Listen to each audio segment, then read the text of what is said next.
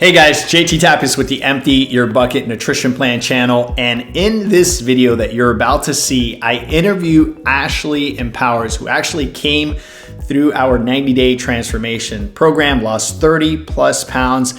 And in this interview, we touch on some really interesting subjects: the mind, the body, the spirit, the dynamics of addiction to food, how to overcome it, and how to think of it from a very, very different perspective. And so if these are subjects that you're interested in, or maybe you have been challenged in some of these areas, I can promise you that in this interview, you're going to have some revelations that hopefully will help you move forward.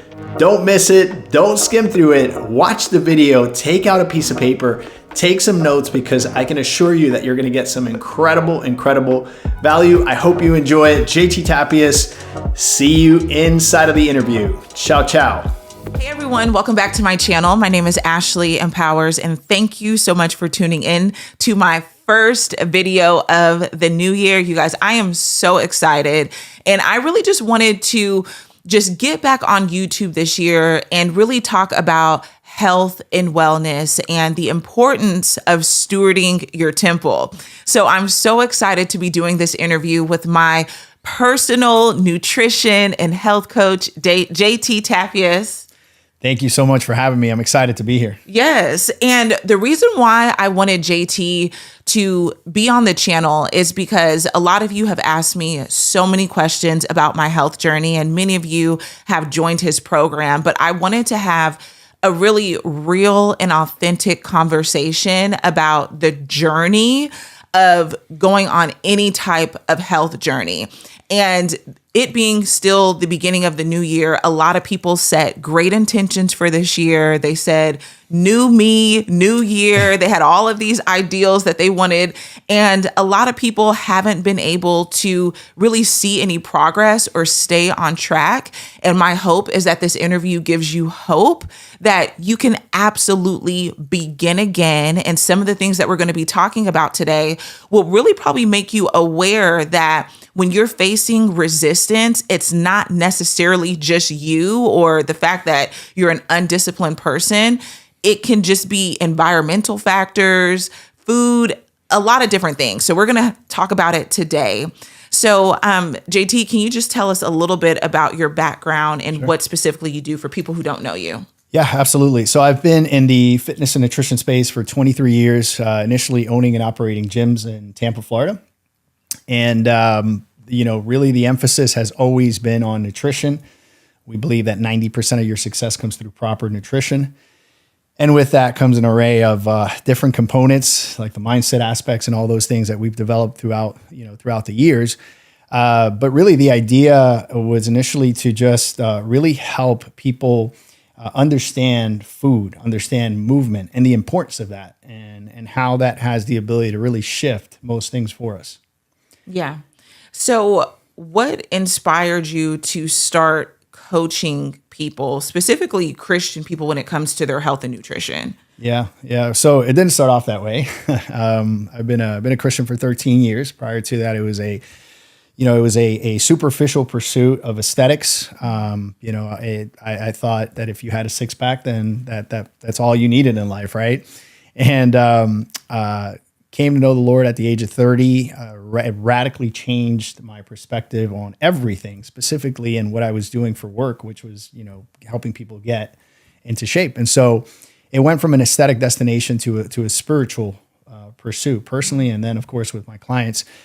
And the parallels, so many parallels, right? Which really, as a new Christian, when I was, in my 30s, I'm going to be 45 in April. I found a lot of ways, because I'm a visual learner. So I would sit in Bible studies and I would listen to some of these life-changing principles of the Bible. And then I was able to basically take those principles and apply them to what I was doing with clients with nutrition and self-control and habits and transforming their minds and seeing food in terms of fun as a fleshly desire. Yeah. And so it all fell into place very quickly for me. The parallels really helped my spiritual walk personally, and then being able to start working with other believers and really bringing conviction from the scriptures not just from shaming them or, most people feel that if I haven't been able to do a diet, it's because I'm flawed, or maybe I'm just an undisciplined person. And, there's more to it. There's more, there's addiction processes. That's one of the primary challenges. There's food modification, where the food industry has basically shifted foods in a way that they make them more addictive. Not just that, but you can eat and never be satiated through some of these foods. You spike insulin, you secrete dopamine. Anything that secretes dopamine makes you addicted. Yeah. No, I really think that your program should be like a curriculum in schools. Because a lot of the things that I learned, I couldn't believe at the age of 34 that I didn't know. Like, I didn't know how to properly plate my food to have the healthy carbs, the healthy fats, the protein. I didn't know that how you combine your food actually affects you being satiated. And so I think it's important that, and one thing, okay, so side note. So for those of you who aren't familiar with my health journey, I started my health journey in August. I'll insert some before and after footage, but I lost a little over 30 pounds on his program. And doing the program, not only was it the benefit of losing weight, but it was the mental clarity, the increase in productivity, and just this newfound passion I have for health and nutrition. And I remember one time maybe it was a video that I watched or a live that you were doing. You mentioned how you even kind of teach your children like macros, like this is, what needs to be on their plate. Not that they're on some type of perfect eating regimen, right. But I think that's an amazing example that you're even setting for your children. Yeah, I truly believe that it's part of the education process that they receive inside of our home. Yeah. We as parents, of course, we want to teach our kids primary, the love of God and of course, principles and morals and all these things. But one of the things I think most of the time we neglect is nutrition, which is such an important component. Yeah. And so, we look at, for example, generational curses, right, which we see in the Bible. And when we really practically look at that, it's kids mimicking what their parents do. Yeah. Right. And so when the parents take a different trajectory, their kids take a different trajectory. And so, in my short time as a parent, I have learned that kids don't do what you say, they do what they see. Yeah. And so, it's a thin line because my kids hear me speaking about food all day long. Right. And I don't want to mess them up. Right. And so the idea there is to have a very sober idea around food. And so with that, we teach them what's a fibrous carb? What's a starchy carb? What's a protein? What's a fat? What does it do? What are the primary reasons that we eat these things? Yeah. Right. And so the typical kid's breakfast is cereal. There's people think I'm crazy for saying this, but cereal is the worst thing you can ever eat. People are like, what about like wheat cereal? No, all cereal is bad for you. This is the primary thing kids eat alongside dairy, milk, right? Bad combination, right? That sets you up. So in the mornings with my 7-year-old, and my 6-year-old doesn't like eggs, but my 7-year-old, she eats 3 egg whites and 1 yolk, right? She understands why I took 2 yolks out. I talk to her about fats, right? I give her half of an avocado. The reason I say that is I say, you're going to go to school for, 6 to 8 hours. Mm-hmm. If you have a cereal, you're going to spike insulin. You're going to be hungry in 2 hours. But if you eat these egg whites with this avocado, you're going to be satiated for 4 or 5 hours. Yeah. So I'm not just giving her the what, I'm giving her the why. Mm-hmm. Because humans, when we understand why we're doing things, we have a desire to do it. Yeah. So now she tells me, Daddy, I don't want to be hungry. I want my egg whites and my avocado. And it's part of the education process. Yeah. No, I love that. That's so inspiring to me. Like my husband literally today laid out these health point tracker charts that are on the refrigerator. And he was like, okay, whoever does their exercise, their eats their healthy meal, like you get a point. So we have like this point system in our house to really incentivize the kids, and we'll take them on an activity when whoever gets the most points. Sure. But what I want to talk about is really this like addiction aspect of food, because after I started the health journey and did your 90-day program and reached, 30-pound weight loss, feeling great, feeling empowered. I was really confident that I was going to be able to continue the lifestyle, which over the past few months, it's been going well, but I've had some times where I've introduced a lot of processed foods or sugary foods and coming off the holidays. And it was very hard for me to get back on track. And not only that, I noticed a difference in how I was feeling. And it was almost this interesting experience where I was like, okay, I know what foods I'm supposed to eat, but because I've re-triggered these cravings, it was so hard for me to really wheel myself back in, which then caused me to feel very anxious. I felt I was beating myself up about it. And so for people who are on any type of health journey, I want them to be able to feel that they don't have to be perfect, that it's progress, and that they can begin again. But I think the understanding of how food has been designed to make you addicted to it. So what would you say to just food addiction and people, now that it's February, people who started something, fell off a little bit, they're feeling defeated. What would you say? Yeah. So it reminds me of that scripture that says, when the house is clean, right? Seven spirits come in to occupy it, and the condition of the person is worse than when they first started. And this is perfect for addiction, right? When you look at addiction circles, people battling with addiction, whether it's alcohol, drugs, cigarettes. If you were in an AA meeting, right, and the person facilitating the AA meeting would never say, by the way, when you feel strong, go have a beer. Right? The person that is addicted to alcohol understands that they have to respect alcohol for the rest of their lives, because even though they've been able to overcome it, they need to understand that those triggers and those tempters will always be there. Yeah. Those affections will always be there. And so recognizing that, right, gives you respect, not restraint, which is two different things, right? And so, yes, if you clean up your diet, you reset your palate, everything is going great. But all of a sudden, you go and you have that high insulinogenic food, those foods that spike insulin. Guess what? You don't skip a beat, and it's like you start all over again. Now, when you hear that, that's discouraging, because that seems as if, well, we can never eat it again. I can never eat it again, and nothing can be further from the truth. But it's like anything else. When you first start a process, you start crawling, walking, and running. So it's a process of maturity and growing in that process that then allows you to go into those circles and not be tempted. Yeah.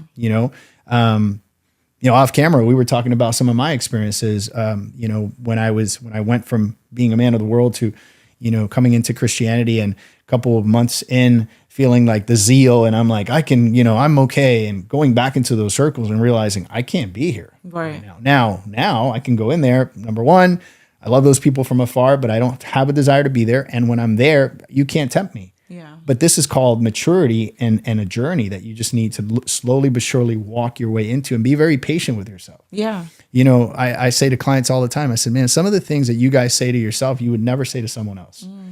So treat yourself with kindness and allow yourself to pick yourself up again, and have grace over yourself, have grace over others, and understand that it's a journey. Yeah, no, for sure. Yeah. So, another thing that I wanted to just kind of talk about was this idea of food being a reward. So sometimes people will go on a health journey or nutrition journey, and if they have like a time frame, like the end of 90 days, or they'll do like a 21-day Daniel fast, it's like at midnight, once that thing is over, they feast. What are some other ways that people can reward themselves without just ruining the progress that they've made? Yeah. So the Daniel plan is one that I get a lot. I coach a lot of Christian people, and so they always tell me about the Daniel plan, right? And what I see with the Daniel plan is what I see with Daniel biblically is that, number one, he was motivated by the fear of God, and that was a strong lever for him to stay consistent and congruent with what he was doing, to always have God's provision and protection. And so I think that for those people that are coming off of a fast, those people that are coming off of a diet and things are going well, and are maybe feeling a little bit scared because they feel like, oh, I'm going to fall back. I think it's a complete game changer. If you're a person of faith and you parallel your journey on this side of eternity with the other side of eternity. In other words, when you can parallel those things and say, hey, this is as much of bringing glory to God, this physical aspect, as my devotional time, my prayer time, my attending church, right? The gathering. These are all spiritual components, and you don't separate those things. And really the fear of the Lord is in you and you want to please God, then that becomes consistent with your spiritual walk and you continue to do it. Yeah. If you separate it and you think it's something superficial and it's just like, oh, well, God's not interested in this. Well, he says the Bible says he knit us in our mother's womb, right? So very intricate process. He's interested in all areas. Yeah. I would say that being able to bring your spiritual walk into this journey is pivotal. Understanding, reading through Romans chapter 12, right? And understanding what Paul is saying there and being able to parallel that with the way you eat, the way you steward your body is very powerful. I would say that, number one. Number two, the vast majority of programs fail because they don't have sustainability plans. The vast majority of programs fail because they don't understand the difference between addiction and macros. So you have the macro counters that say you can eat anything as long as you meet your macros. That's like saying, you're an alcoholic, you can drink beer as long as you don't get drunk. Yeah. Like, it's just not going to happen. Yeah. And so you got to quench the addiction processes because that's the fuel. That's what's fueling the desire. So once you quench the addiction, you don't have to battle with this anymore. And once you stay in it long enough and you feel good enough, you never go back. Yeah. Because you know how good it feels, right? Right. And so now the coach doesn't have to say, don't do this or don't do that. You just don't want to do it because your affections have completely changed. And that's what happened with me on your program. After about 2 weeks or so, the cravings that I had for sugar and processed foods, they went down. They went extremely down. Yeah. And which is a really good place to be in. So something else I wanted to ask you was, how do you feel about people who simply get tired of eating healthy? It's almost like a healthy nutrition fatigue. Yeah. So yesterday when I was in church, it was a phenomenal sermon, and he talked about the two brothers in the Bible who he came home and he was hungry and he sold his birthright for a pot of stew, right? Because he was exhausted, is what he was saying. He thought he was going to die, which was an exaggeration. Right. And so a lot of people, they'll go on these spurts of healthy eating and exercising, and then it's like a fatigue that they're just tired of doing it. I think regardless of how much I'm going to give you a different context, an example in a different context. I think that regardless of how much you love what you do for a living as a career, as much as you love it, there is a point of fatigue. For sure. And where you're just like, I'm just tired of doing this. But you keep doing it because your livelihood is involved. If you don't show up, you don't get paid. If you don't show up, you get fired. So you continue to do it. When it comes to nutrition, I hear this all the time. I'm getting bored. And I have this funny anecdote. I've told the story more times than I can think, but I was training a guy at the gym, and he was the CFO of Johnson & Johnson. So he was a super, super successful guy in the community, well thought of. Like, people just praise this guy. I got to work with his wife one summer with his kids, teenagers, saying, my dad is an amazing guy. I'm like, wow, a teenager saying those things, right? Yeah. And his wife was like, my husband's a great guy and he's disciplined, and I just wish I could be as disciplined as he is. Everyone had something positive to say about this guy. And so one day I'm training him. This is a guy that would show up 10 minutes early. He would get on the treadmill. He would work hard for 45 minutes. He never skipped a workout, didn't have excuses. He would come in with injuries. I mean, he was there to work. So one day he's doing lateral raises and he's looking at the mirror, and I said, let me ask you a question. I said, what makes you so successful? Because I'm a sequence guy. I want the strategy, right? Yeah. So what makes you so successful? And I said, everyone speaks well of you. your parent, your kids, your wife, people in the community. You're crushing it at work. Like, what's the secret?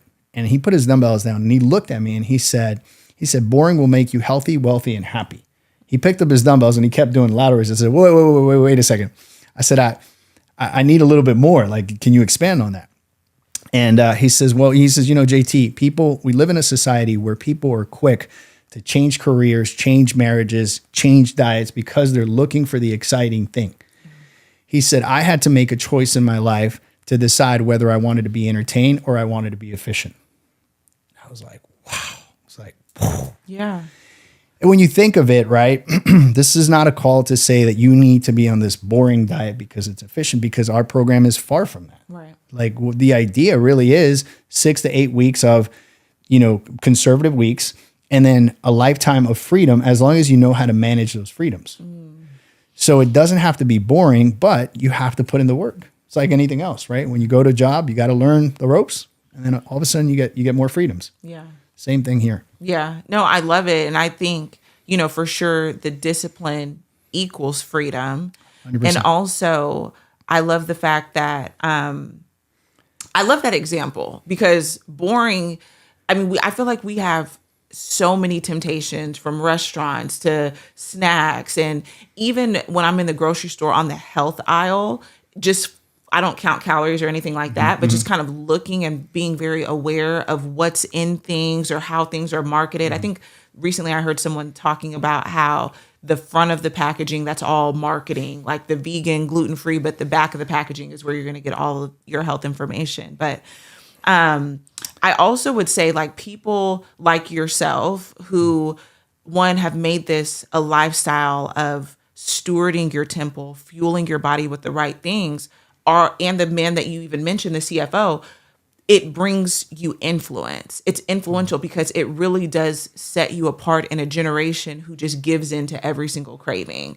And I feel like as Christians, we're called to be, look, act, think different. And it's crazy to me how much nutrition is a part of that.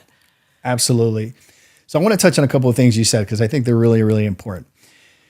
The food industry is interested in making money. Yeah. They're not interested in your health and your well-being. They're doing everything they can do to get packaging out in the most marketable way. If you look at every single fast food restaurant, their marketing has red. Well, we know that the color red makes us aggressive, aka hungry, right? So think of McDonald's. It has the color red. Kentucky Fried Chicken, Burger King, Fridays, you name it. They all have the color red. Chick-fil-A. This is not exactly Yeah. Chick-fil-A. This is not out of coincidence. Yeah. Okay. They're triggering your hunger cues. Now, when you walk into the restaurant, the first thing you see is a good-looking hostess that leads you to your table, right? You sit at that table. They hand you your menus. What's the first thing that comes out? Usually something complimentary. Bread. Yeah. You never get charged for the bread. You know why? Because if you eat the bread, your bill is going to be up there. Because what they're doing with bread is making you super hungry, spiking insulin. So that bread is not that they're being nice and they're just feeding you bread. They're making you hungry so you can get more food. So you eat the bread, right? You're being triggered there. Most restaurants that know what they're doing have their kitchen exposed. Because there's something in our psyche that says that when we see things being made, we can trust them. So now there's a trust factor, there's hunger, right? And now your olfactory is overwhelmed because of the smell that's coming from the kitchen, right? So now more triggers are being handed over. You know who does a great job with that? Burger King. Yeah. You ever been in a parking lot of Burger King? Yeah. You can smell. Yeah. It's like, wow. It's like this overwhelming, powerful. They do that intentionally. Wow. They do that intentionally. Yeah.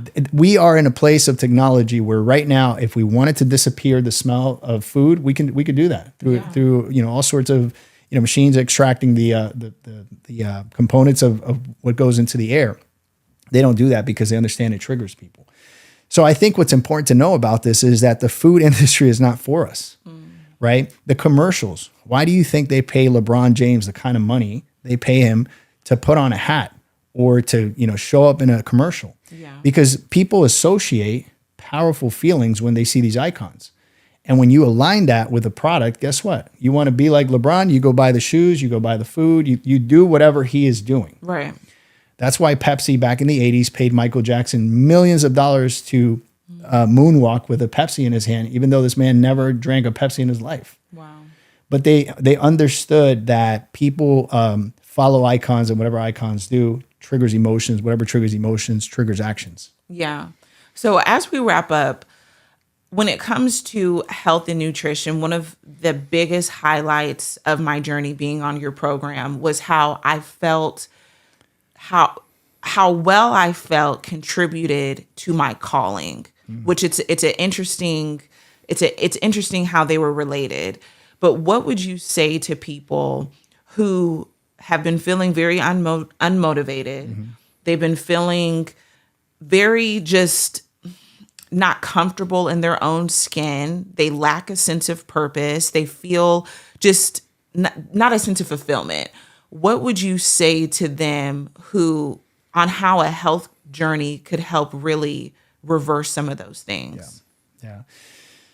So one of the reasons being sedentary, it brings about depression, right, is because when you don't move, you get very depressed. Everything is very contained. So if you're living a sedentary life, you're putting all this food in you that is not contributing, these empty calories. That's perpetuating the problem. Yeah. That's perpetuating your depression, your anxiety, all these symptoms that happen from a physiological standpoint. The other side of it is, and I say this in a caring way, when you are demotivated, you're simply not dreaming big enough, right? When you're not motivated, you have not because you don't have elements in your life that motivate you, simply because you've created these glass ceilings for yourself and saying, this is all I could do, right? Yeah. This is it. Yeah. I'm just, for women, it's just, well, here's my husband out in the world being somebody, and here I am stuck in the house being a mom. Yeah. Not understanding that job is probably, or not probably, but more important than what the husband can be doing out there, right? Yeah. You're raising your kids. So I say all that to say that without a strong why, right, you will never do anything. You will do more out of desperation than you will out of inspiration. Pain moves us. Pain is the biggest driver. I believe there's two buttons in life. There's pain and pleasure. Yeah. Right? You either do things out of the desire to gain pleasure or the desire to avoid pain. Pain will move you more so than pleasure. So, does it have to be a bad doctor's report that's going to move you in the right direction?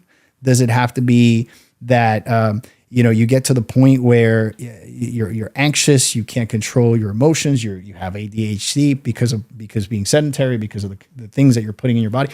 What needs to move you in the right direction? You need to connect to something that is powerful enough to move you forward, a why that will get you through the difficult times, a why that will, you'll bounce out of your bed.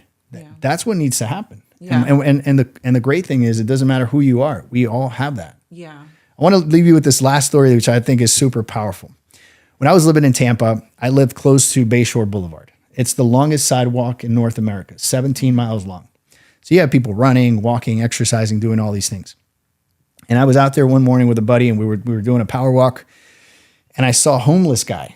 I knew the homeless community well because we've done many things with the homeless community, and I see this guy running down Bayshore, jogging, intentionally jogging, the homeless guy. And I had talked to him before. I said, "What's going on with the running?" He's like, "I just want to get in better shape." I said, "Why is that?" He said, it makes me feel better." Yeah. It's a homeless guy. Okay, I think he was having some cognitive issues, but he started running. And so I was walking with my buddy. I look at my buddy, and I said, "Do you see that guy right there?" He says, "Yeah." I said, "He's homeless." I said, "But he won't be for a very long time." He said, "Why do you say that?" I said, "Because he's activating his physiology. And from that activity, he's going to think different. He's going to feel different. He's going to act different. And if those actions are congruent, he's going to build good habits, and those good habits are going to build a good character, and that will get him out of the street." Wow. Yeah. And that's available to everyone. That's incredible. No, I love that so much. And, I'm just so thankful that you were able to come to Dallas to do this interview. And truly your program has changed my life, and not only mine, but my husband, he's eating better. Our kids, they're learning about their macros and how to properly plate their food. And it's been a blessing. And I think I shared this with you when I was on your program. The mental clarity I had my best year in business, like awesome. Absolutely astounding. And it's all because I was able to use food as fuel versus just eating for pleasure all of the time. So thank you so much. And I know that you only work with a certain amount of people every month. Is it like 10 people every 90 days? 10 people like every that? 90 days. So for people who are interested in saying, okay, 2023, they thought that they were going to start off on the right foot, but they don't have the accountability. For me, what changed the game was having you as my coach, was having accountability. For years, I tried juice detoxes. And on Monday, I would always start something different, but it wasn't until that I got a coach, accountability, that everything changed. So if someone is interested in learning more about your program, how can they do that? Yeah, well, in the description, we could put a backlink there to connect, to me. I only work with 10 people every 90 days. The reason for that is we do hyper accountability. So meaning we'll be in touch on Monday, Wednesday, Friday, and Saturday. Lots of touch points. I always say I'll be in your pocket and in your kitchen for 90 days. And ongoing, right? It's a family. I've always said, even when you graduated the program, I said, hey, this is not a transaction. This is a relationship. And I say that to all the people that I work with. This is a ministry to me. I'm passionate about it. The 10 people is really just being able to know that person, understand that person, their pain points, know them by name. They could pick up the phone and ask questions, lots of touch points, which I love. The description, I have my book out, which is the Empty Your Bucket Nutrition Plan book. A lot of the concepts are in here. And I'll link that down below as well. Thank you. Yeah. And so, I think one of the things you said that really caught my attention is the fact that, accountability is so important. I believe that it's not a knowledge gap, right? It's the fact that we need to be reminded of the things we committed to when we were excited. Yeah. That's powerful. Accountability is everything. And I've had so many friends, they're like, Ashley, what are you doing? And I'll tell them exactly what I'm doing. None of them have stuck with it. But the people my friends that have actually joined your program, I saw my friend Jessica last weekend at a birthday party. She looks fantastic. Oh, yeah. And she's sticking with it. She has the coaching, the accountability. And she's like, oh, I'm going to sign up again for another one because I'm trying to reach these goals. I'm like, that's amazing. Yeah, she's doing great. Yes. But thank you so much, JT, for sharing. Again, I'm so thankful for you. And for any of you who are interested in learning more about his program, all of that information will be linked down below. But just understand, if you're on any type of health journey, one, it's the best thing that you can do for not only your calling, but your legacy.